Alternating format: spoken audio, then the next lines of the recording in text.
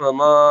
أرسلنا في قرية من نبي إلا أخذنا أهلها بالبأساء والضراء لعلهم يضرعون ثم بدلنا مكان السيئة الحسنة حتى عفوا وقالوا قد مس آباءنا الضراء والسراء فأخذناهم بغتة فهم لا يشعرون ولو أن أهل القرى آمنوا واتقوا لفتحنا عليهم بركات من السماء والأرض ولكن كذبوا فأخذناهم بما كانوا يكسبون أفأمن أهل القرى أن يأتيهم بأسنا بياتا وهم نائمون أفأمن أهل القرى أن يأتيهم بأسنا ضحى وهم يلعبون أفأمنوا مكر الله فلا يأمن مكر الله إلا القوم الخاسرون وما أرسلنا في قرية من نبي إلا أخذنا أهلها بالبأساء والضراء لعلهم يضرعون اور ما ارسلنا بھیجا ہم نے فی میں قریت کسی بستی میں نبی کوئی نبی اللہ مگر اخذنا ہم نے پکڑا اہلا وہاں کے لوگ بالبأساء سختی میں والضراء یہ تکلیف لعلهم تاکہ وہ یضرعون عاجزی کریں اور نہیں بھیجا ہم نے کسی بستی میں کوئی نبی کے نہ پکڑا اور ہم نے وہاں کے لوگوں کو سختی اور تکلیف میں تاکہ وہ گڑ گڑائیں ثم بدلنا مكان السيئة الحسنة حتى عفوا وقالوا قد مس آباءنا الضراء والسراء فأخذناهم بغتة وهم لا يشعرون ثم پھر بدلنا ہم نے بدلی مکان جگہ سیئاتی برائی الحسنۃ بھلائی حتیٰ یہاں تک کہ عفوا بڑھ گئے وقالوا اور کہنے لگے قد مس پہنچ چکے آباءنا ہمارے باپ دادا الضراء تکلیف والسراء اور خوشی فأخذناهم پس ہم نے انہیں پکڑا بغتۃ اچانک وہم اور وہ لا یشعرون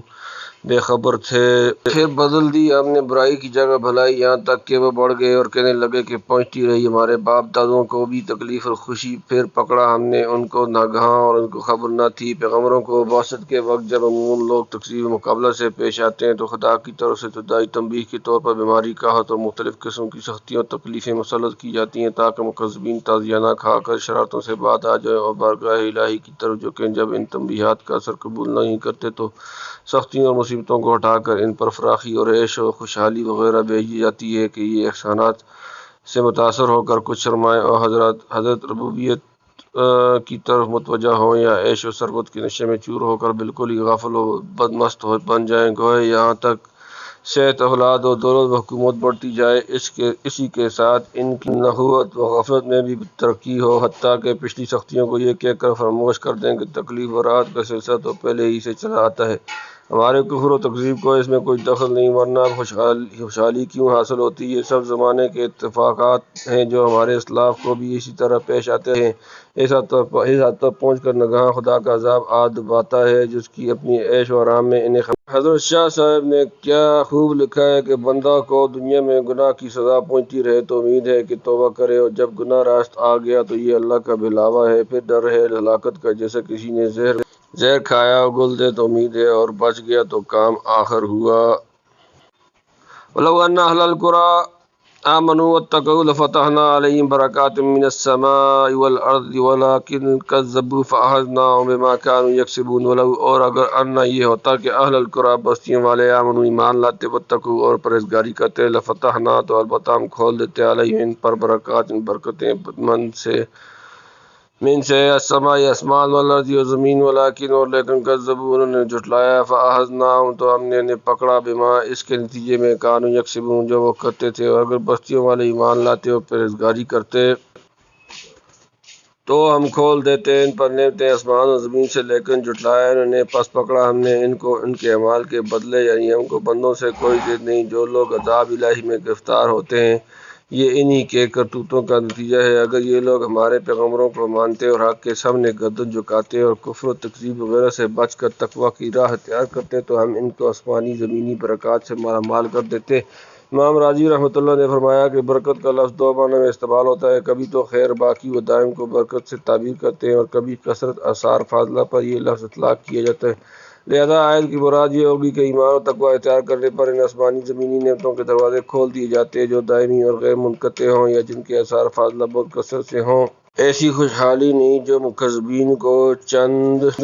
چند روز کے لیے بطور محال و استدراج حاصل ہوتی ہے اور انجام کا دنیا میں ورنہ آخرت میں تو ضرور ہی وبال جان بنتی ہے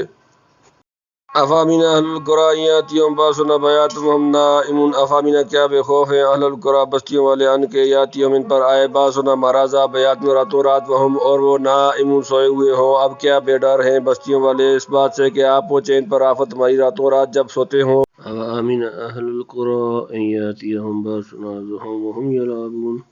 عوامین کیا بے خوف ہیں اہل القریٰ بستیوں والے ان کے، یاتیہم ان پر آ جائے باسنا ہمارا عذاب ضحًا دن چڑھے، وہم اور وہ یلعبون کھیل کود رہے ہوں، یا بے ڈرے ہیں بستیوں والے اس بات سے کہ آپ پہنچے ان پر عذاب ہمارا دن چڑھے جب کھیلتے ہوں، یعنی جب عیش و حرام میں غافل پڑے سو رہے ہوں، یا دنیا کے کاروبار اور اللہ و لعب میں مشغول ہوں، اس وقت خدا کا عذاب ان کو دفعتاً آ گرے۔ اس بات سے یہ لوگ کیوں نڈر اور بے فکر ہو رہے ہیں، حالانکہ جن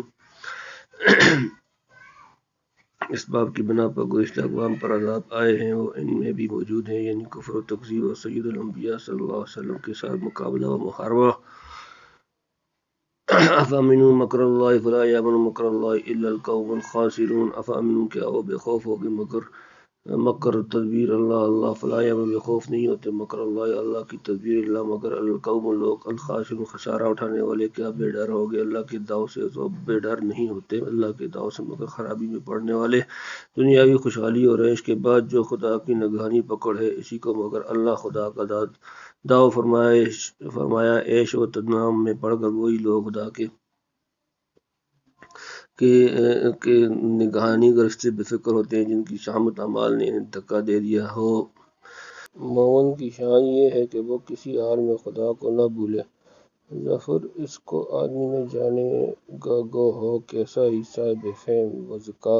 جسے عیش میں یاد خدا نہ رہی، جسے طیش میں خوف خدا نہ رہا۔